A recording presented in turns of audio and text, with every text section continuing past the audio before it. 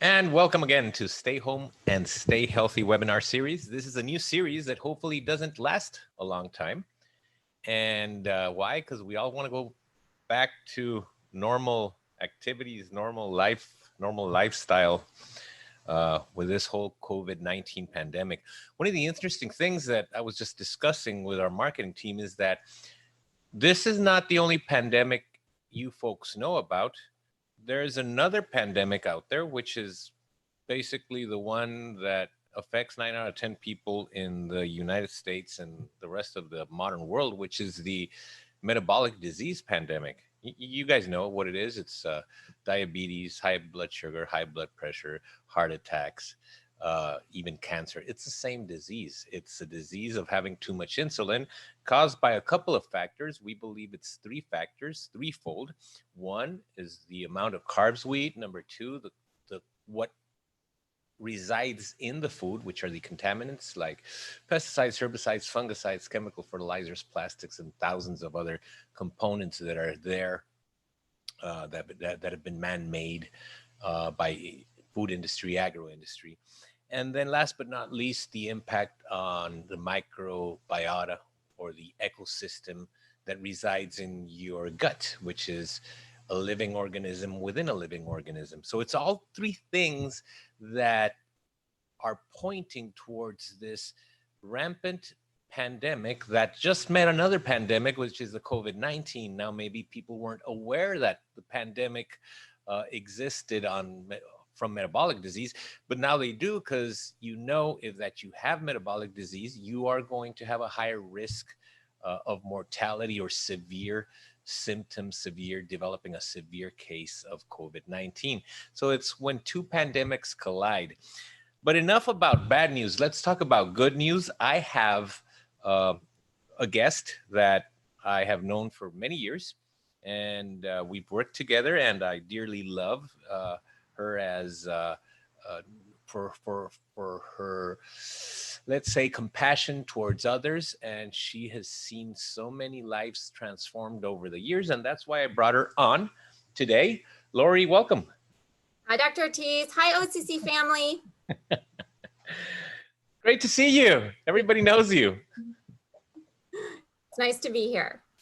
All right. So I'm glad you decided to say yes when I forced you on the show.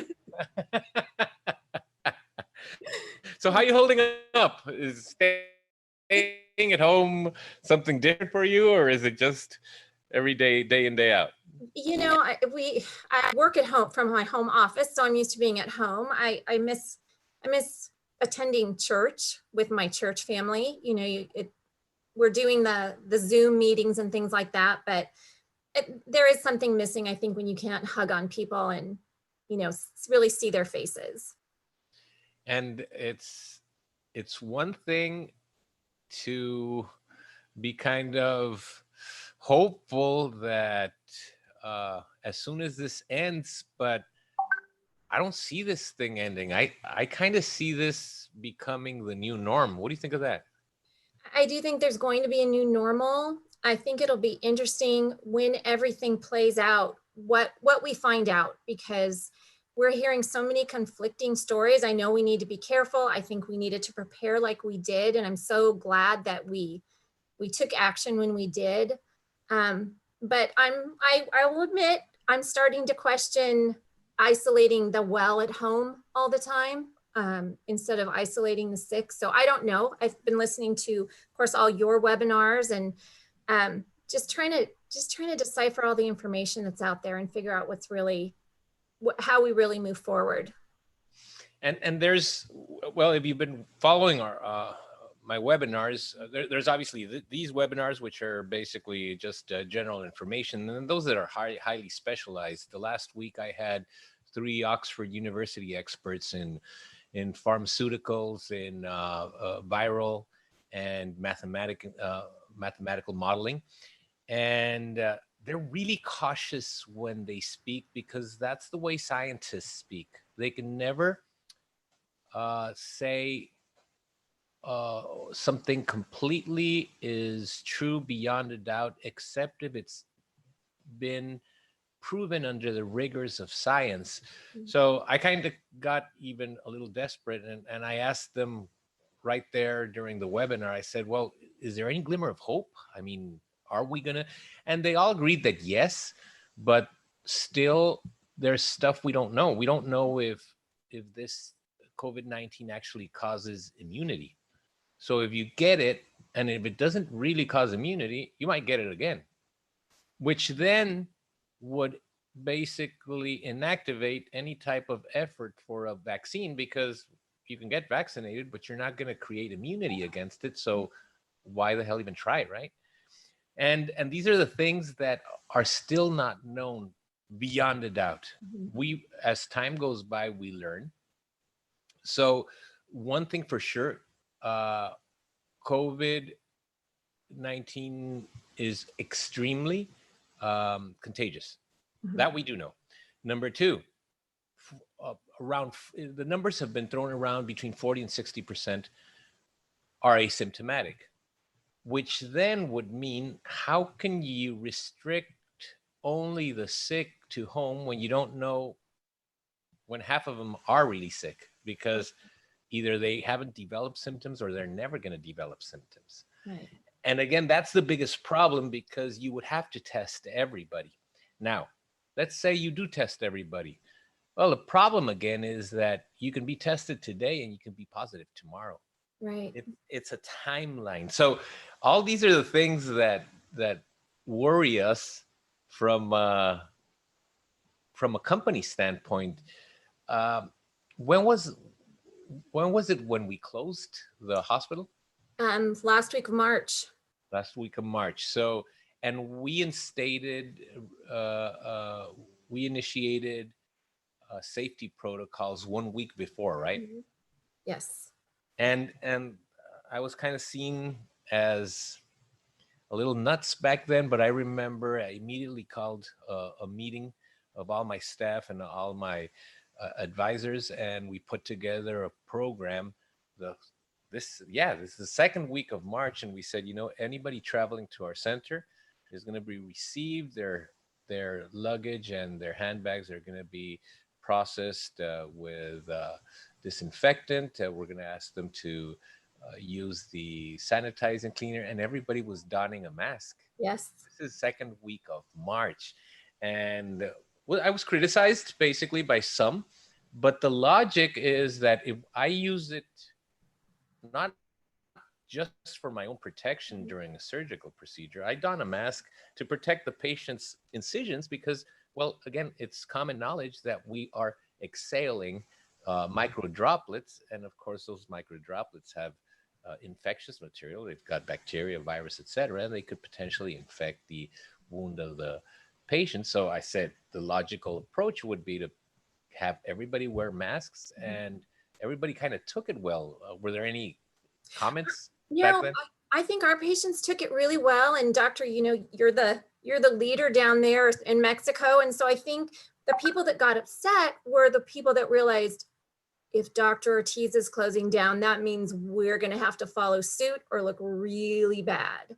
And so I think that's where it came from, because people look to you, even the people who say they don't want to look to you, other facilities, they do, and you lead that. So they knew that that was going to follow suit because you closed down before you were told you had to.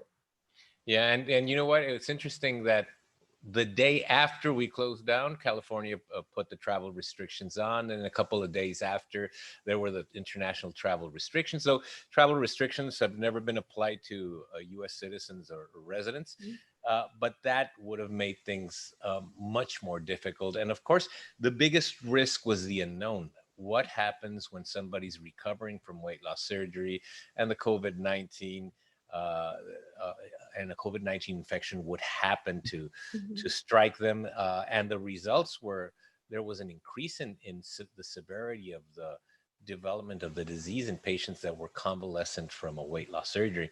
So I think we did the right thing. We did it on time. We've regrouped, and now we're setting up the new normal, which is how patients are going to travel back to our center, because we're booked, I think, months, right? Yeah, we're getting booked up, and we have a wait list for people that want to come sooner if we can open up sooner. So as soon as you give the go, we're ready. Well, we're waiting too. We're setting up a really strict protocol because, like I said, nobody knows really who has uh, the virus or not, who is transporting the virus. Those that do know, well, they're going to stay at home. It's logical. If you have a upper respiratory symptoms, you're going to stay at home. The real danger lies within those that are asymptomatic and don't know that they're carrying the virus. Having said that, maybe you already had the infection and you fared well and you recovered fully. We still don't know if that confers immunity. So if it doesn't confer immunity, you could still potentially be carrying the virus. So we're looking at all those scenarios, and we've come up with a plan on how patients will travel safely down to our center, which is very similar to what somebody does when they travel to their, I don't know, the other side of town in their own car, in an Uber, in a taxi to another hospital.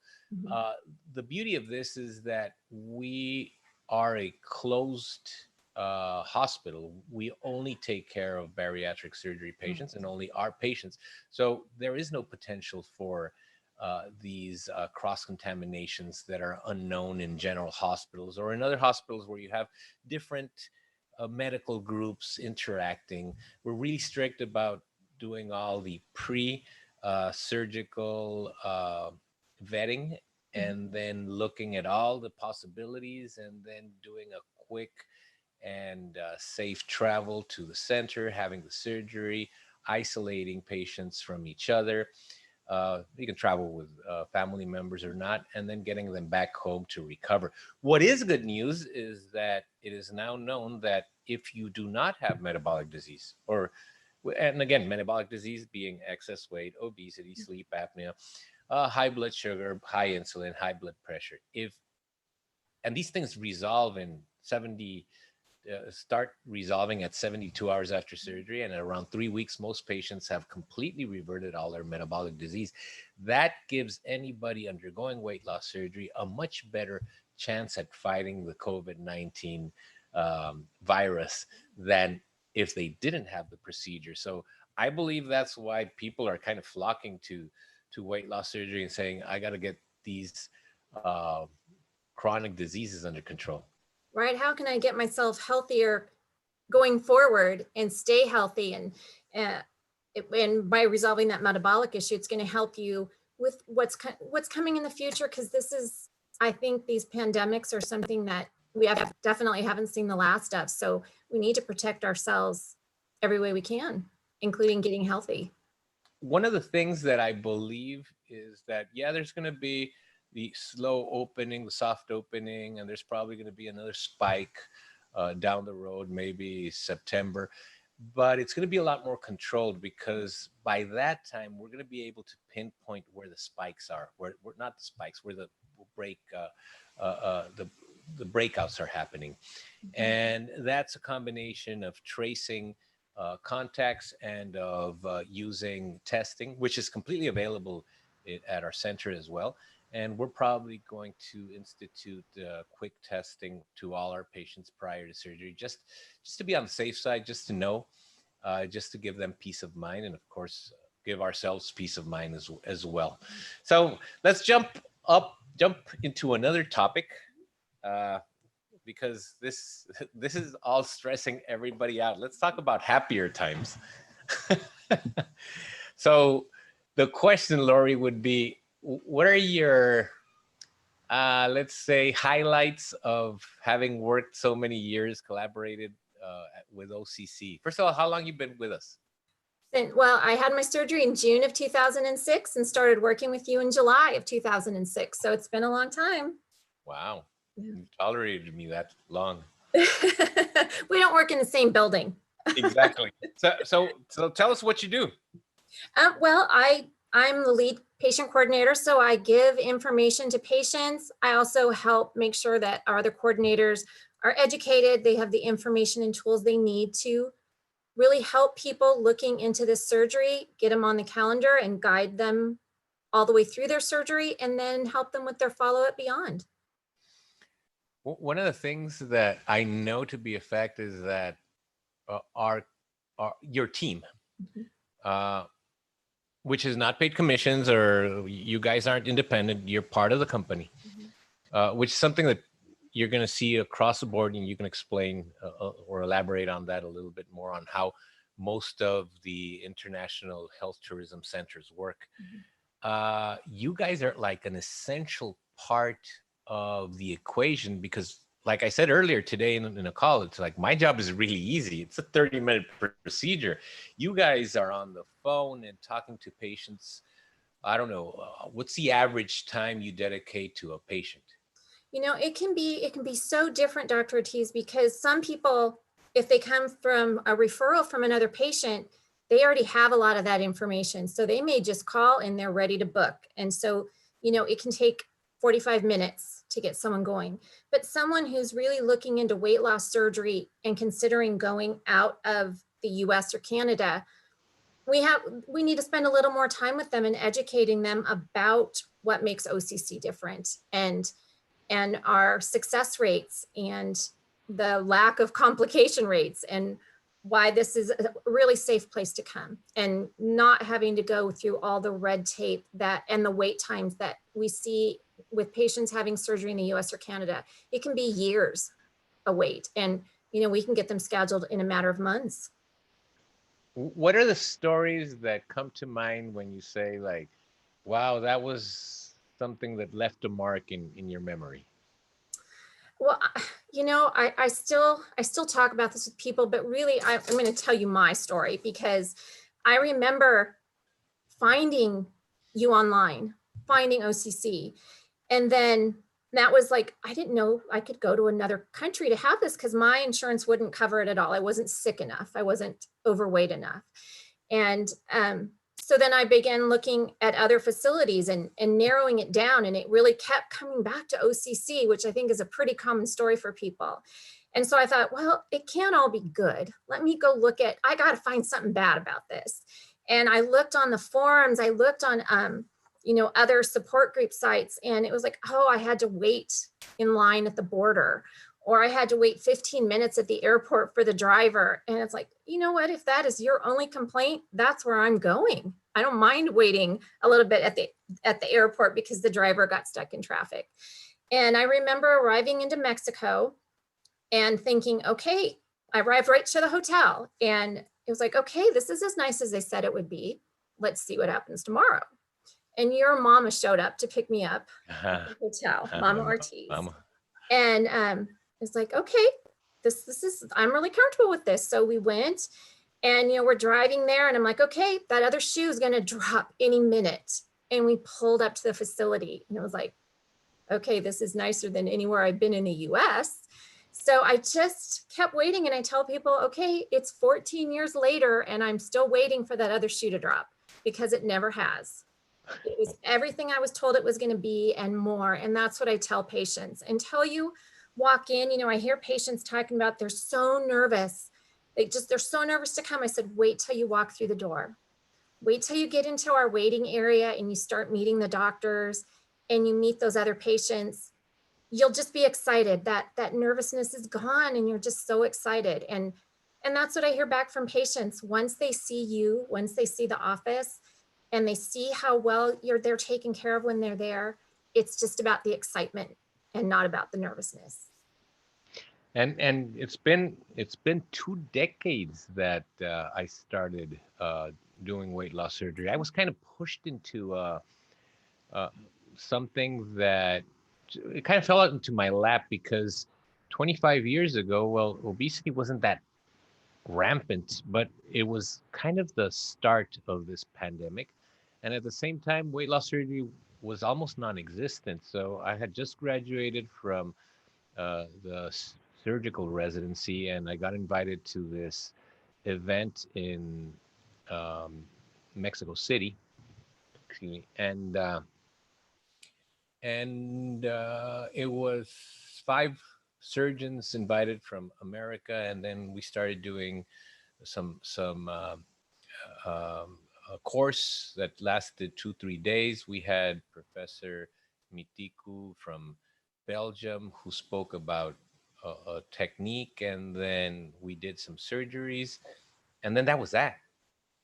And if you fast forward 25 years, that's how this all got started from a weight loss surgery perspective, because weight loss surgery wasn't even popular back then. Mhm. Who would have thought? In fact, today I had a webinar with Professor Walter Porres in the morning, our IBC Oxford University webinar series, and he wrote a paper 25 years ago that is titled that. It's who would have thought it? And who would have thought that a surgical procedure could cure metabolic disease, could revert diabetes? And he spoke about his experience he had with several of the first initial patients that he did surgery on 25 years ago, and how it reverted disease and prolonged the patient's quality of life and life immensely. And that's how it got all started. I mean, I think he's 80 something years old.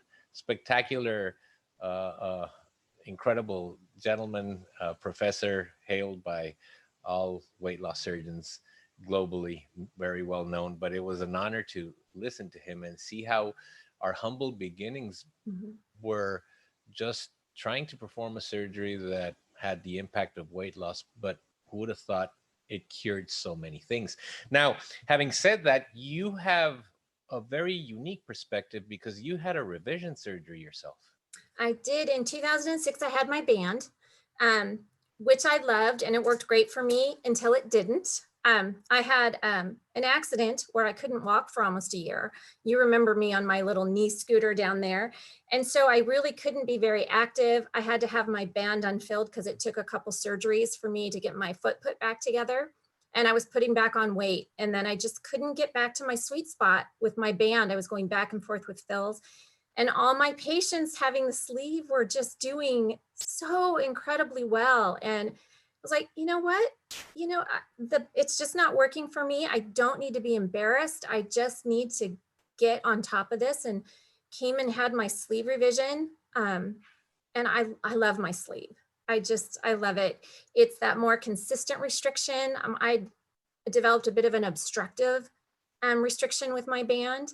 Um, and the sleeve just changed all that. And I really just thought it was going to be just a new kind of restriction that gave me a little more control than the band, but it had effect on so many more things than my band did. My cholesterol levels went down so fast after my sleeve surgery and have stayed in the normal range ever since. And it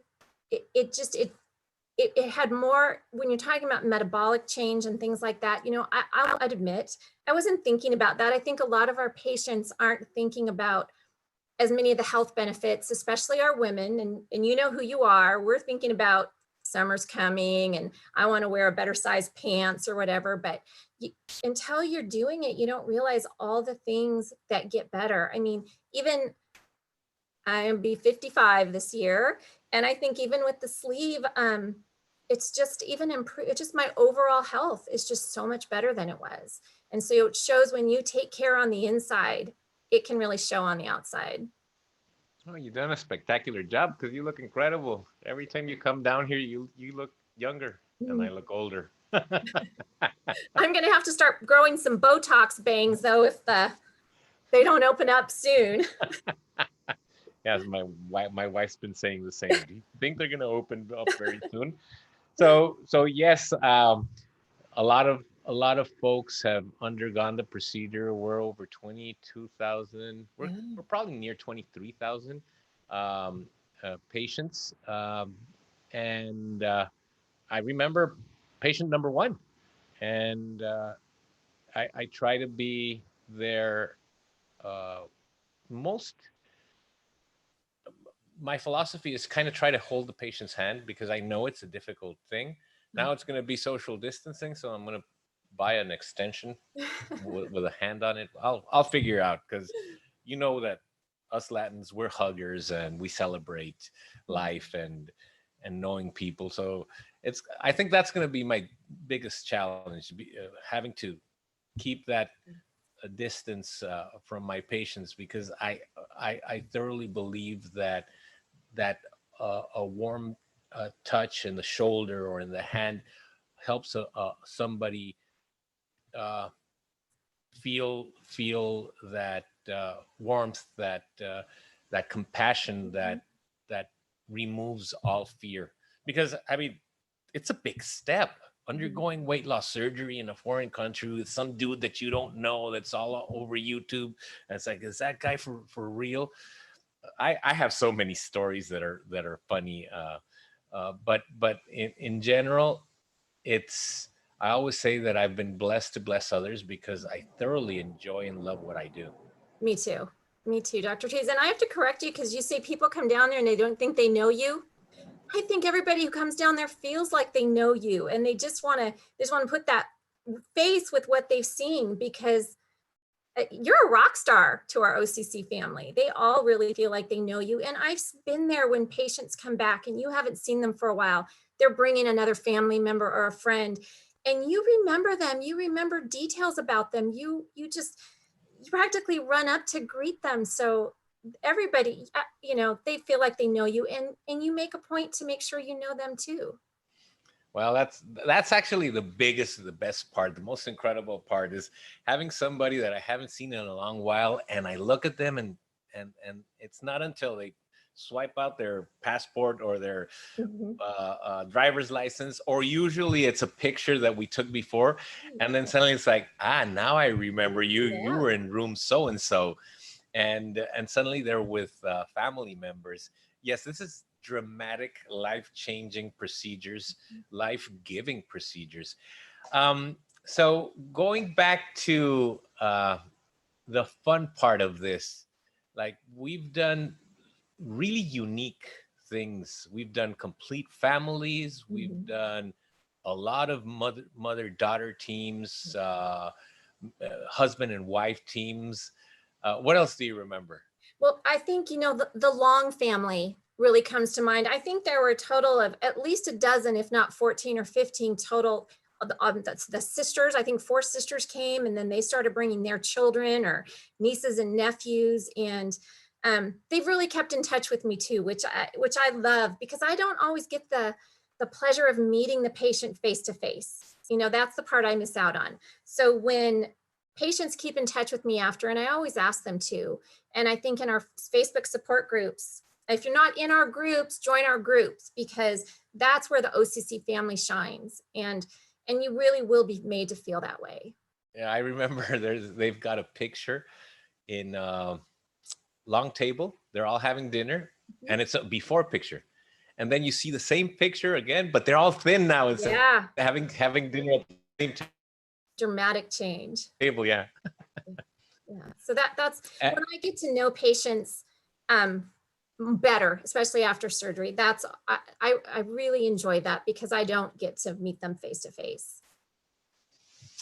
Yeah, well, I most of the times do. Sometimes some don't remember me, because usually the first patient that goes in, I'm already scrubbed in when the patient is taken in, and then they sleep all over during the evening, and the next morning I see them, and it's like, I didn't meet you. Well, I did. I mean, I saw your stomach. I know what it looks like. I saw your liver. You did a good job, etc.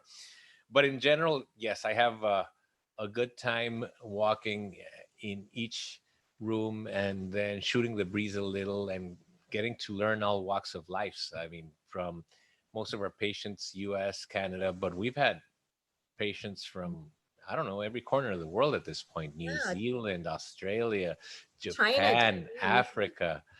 Yes, Europe. It's humbling to see people traveling so far to get a weight loss procedure, then go back. Then I lose contact with a lot of patients, but suddenly they're maybe 12 months, sometimes 3 months. Sometimes I've seen such crazy weight loss. I remember one gentleman lost 120 pounds in 4 months. Yeah, that was crazy. And you see them, and you can't believe and of course they're ecstatic. So what would you say is the biggest fear people share with you before they travel? I think their fear is they're maybe gonna chicken out when they get down there, and that doesn't really happen very much. But I think I, I think people have gotten to a point, and this was me, that you're afraid to hope. You've tried so many things and you've gone back and forth so many ways. You're getting me emotional, Dr. Ortiz, that you fear hope, that it's really, this can really change. And it does. And so don't fear hope. Hope's what we hold on to. I have to say that I totally agree with you. That's the fear I see people expressing. Sometimes they don't have to express it verbally, Mhm. but I can feel that it'll even get them in a bad mood when they're down there and it's like, wait a minute, you, and then once in a while I'm going to interview them, and then the tear works Mhm. because I started asking them, how do you see yourself in the next couple of months? And that's where suddenly everything starts materializing, and it's done. It's over with. Like, for me, one of the best parts of doing surgery is when a patient wakes up and they're like, am I complete? Well, yeah, Are my, are my organs still in there? It's like, yeah, they're still in there. yeah. Uh, so yes, I totally agree with you. What about the most frequent question? Is it about the surgery, about weight loss? What's something unique that you find frequently asked? How soon can I have sex after surgery? Yes, I'm going to tell you a funny story. So there's this girl that had surgery, and she's right there, and she's very shy, and she's covered like with a blanket, and then they kind of work it up online and on the groups and on the forums that Dr. Martinez is so good looking and the Latinos right and whatever. And I remember I'm walking in and I explain everything, and she's really shy, right? So she's covering herself like this. I can only see her eyes. And do you have any questions after I explained everything? She says no. So as I'm leaving, she kind of jumps out, almost out of bed, and she says, yes, one question. What about sex after surgery? And I said, she's shy enough that I'm going to have to get her with this one. So I said, sorry, honey, I'm busy. Which She is completely exactly what covered I would have herself. expected from you. Yes. Completely covered herself, and then we laughed a lot. But yep, that's one of the big questions. The other question I get a lot from an exercise standpoint, because people can't believe that after the dramatic change in the ability to eat volume wise, Mhm. that they're actually going to be they're going to have more energy, that they're not going to be dragging their feet. That I get that a lot. Yeah, and we get, how can I go out to dinner with people in the future? Or how can I, enjoy a meal? It's like, you know what? You're going to get more enjoyment because you're going to taste a little bit of everything and you're going to feel satisfied. And we need to stop thinking of food and happiness, or food and being social, as that it has to go together. I mean, I have food allergies, so I can't always eat where my friends are going. I'm celiac, so gluten is an absolute no-no. And so for me, it becomes like, I want to go out. I'll either have some, I'll order a little something, but we need to make it, our interactions, more about just loving and spending time and appreciating people. And that doesn't mean eating everything on the table anymore, because people do worry about that. Am I ever going to be able to eat the foods I love again? And the answer is absolutely yes. I eat anything I want. I just try to make better choices and eat much smaller. I eat a much smaller amount, but it doesn't affect you socially. It doesn't have to. In fact, you're going to be able to be freer when you go out and do things you want to do, because you are going to have that energy. It's not just about losing weight, it's about your whole health. Yeah, I totally agree. I had a very good friend in this webinar series, which I hope ends soon, because it's not going to be stay home, stay healthy, because I want to go back to the OR, because I work a lot harder when I'm at home than when I'm in the operating room. So I need a break from all this. We're inside my garage. I turned it into the studio, and then we do 3 webinars a day for different organizations, and I'm tired. I'm guessing your wife's anxious for you to go back to work too. Well, no, she has me cooking. That's where do you think all the cooking videos come from? I got to edit a ton of them. So I had Robert Sywes. He's a bariatric pediatric surgeon who was on a couple of weeks ago. And this guy's, apart from being a great friend and a spectacular surgeon, I trained him many years ago. But he's got an incredible perspective on what it is to lose your best friend, your addiction. I mean, he's got an incredible perspective on how emotions play with food. And in fact, I mean, he himself was overweight for a good period of time, and he's been on several podcasts. We recently did a podcast with Brian Lenski and Tro. This is called Low Carb MD. Also a great podcast. These guys have like incredible resources, and they have interviewed over 100 top experts in the subject of metabolic disease. I'm putting it scientifically, but the truth is these guys have interviewed people that know what is a food that's getting us sick and what isn't, and what are the markers that we should be paying attention to, like the myth about cholesterol and the myth about diabetes not being curable, etc. So yeah, these podcasts have helped me, and of course, hopefully, they're helping a lot of people that are listening in. But yeah, Robert Sywes has an incredible ability of relating to those people that know they're going to lose their best friend once they have weight loss surgery. And the truth is, people find other things that are more important, like fitting in a dress, or being able to exercise, or keeping up with children or family members, etc. Getting on an amusement park ride without worrying if you're going to fit. Getting on an airplane, wondering if you're going to need that seatbelt extender. We see those non-scale victories people post about in our support group all the time. You know, that they can get on the airplane and just use the regular seatbelt. Those are great victories. So you're pretty active on our Facebook page. And we've got the open group and the closed group, but the closed group is especially impressive. I don't ever get tired of seeing these incredible transformations before and afters. So inspiring. They're very inspiring.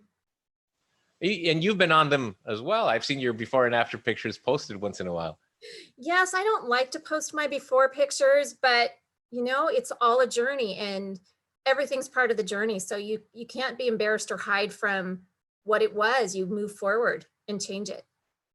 Well, this is a great interview, because truth is we won't be able to talk a lot after this because we're really booked. And I believe that this COVID-19 thing has done several things for us. Number one, we've learned that it's not the only pandemic. There is this other pandemic that is not only present, which is the excess weight, obesity, diabetes, high blood pressure, heart problems, etc., cholesterol, triglycerides, sleep apnea, etc. It's getting worse because people are staying at home and they're not getting their physical activity, which physical activity doesn't really help you lose weight, but it helps you to maintain health. But we don't have access to the best selections of foods right now. Everything is extremely limited. And even if we did, you're at home self-soothing with your favorite foods, and then obviously drinking, because wine sales are extremely up. I should have owned a winery instead of, but I see that as the weeks go by, we're going to start seeing more and more bookings, because like we said when we started this, it'll literally take you 2 to 3 weeks to dramatically change your outlook on life by losing weight. Yeah. But you also can do the same backwards. It'll take 2 to 3 weeks to dramatically deteriorate your health, create a fatty liver, get metabolic disease, and suddenly increase your cholesterol and your triglycerides and your blood sugars and your probability of having a heart attack and a stroke, having high blood pressure, etc., and even getting that COVID-19 uh, disease in a severe form. So I think we're going to be really busy this year. Yes, I agree. We're waiting for when, I think as things start to lighten up a little with restrictions in the States, those people who are on the fence right now are going to take that jump. Well, we're here to help. Mhm. That's our motto. This is the OCC family. Laurie, any final comments before I let you go? No, I'm just anxious to come back down there and see you guys, and for us to be able to spend some time together, because I love it when I'm there. Well, we're doing a lot of interesting stuff. We're revamping our website. We're creating a new, beautiful website with a lot of new material. A lot of our OCC family have helped by sending in their before and after pictures, their testimonials, videos, etc. This might be a great forum right now to ask what we need. What else do we need from people? Oh, just keep sending in your testimonials and things like that. And anybody out there who's on the fence, if you want to talk to Dr. Ortiz, just call a coordinator. We will get you on a video call with him. He really is who he appears to be, and he has your best interests at heart always. Yeah, this is a blessing, and we're blessed to bless others. Laurie, thanks. Like always, thank you for being compassionate, warm-hearted, and just an incredible human being, and all the help you've done through what you do and through all our coordinators, because you actually have helped them take it to the next level and help out so many people. Just be patient, be there for them when they need it, because I know you get calls from patients that have been years out from surgery and they still call you for advice or for help or for just peace of mind, right? Yes, we love that. I mean, we're a really good team, and I don't mean just the coordinators. When we talk about OCC family, that's really what we are. We love each other. We make sure everybody's okay, and that includes our patients. Well, so they finally put a face to the voice. Thank you so much, Laurie, for your time. And folks, this is hopefully a soon to be ending webinar series. Stay home, stay healthy. You got to stay home right now. Stay healthy. How? Keep away from carbs, keep away from toxins, eat organic, grow your own, know your grower, know what your cow eats, and replenish your gut bacteria. Those are the 3 basic axes of hope to keep away from metabolic disease. Lower your carb intake, lower your toxic intake, and replenish your gut bacteria. And those are the things that probably are going to get us out of this huge pandemic that is most likely here to stay if we don't do something crucial. And not everybody has to end up in surgery. Surgery is a spectacular option because it will really bypass a very slow progression to a quick, instant, dramatic change and reversion of disease, reverting of disease, and will give you an incredible quality of life and quality of life, especially the quality of health. So, anyways, thank you for watching. Stay tuned for more interviews. I think we're doing a next one at 1 p.m. Pacific Standard Time this Thursday, and I've got a special invited guest, a chiropractor, a local chiropractor who also had an incredible transformation. So, Laurie, thank you again for watching. Thank everybody else for watching as well. Stay home, stay healthy, and God bless. Bye.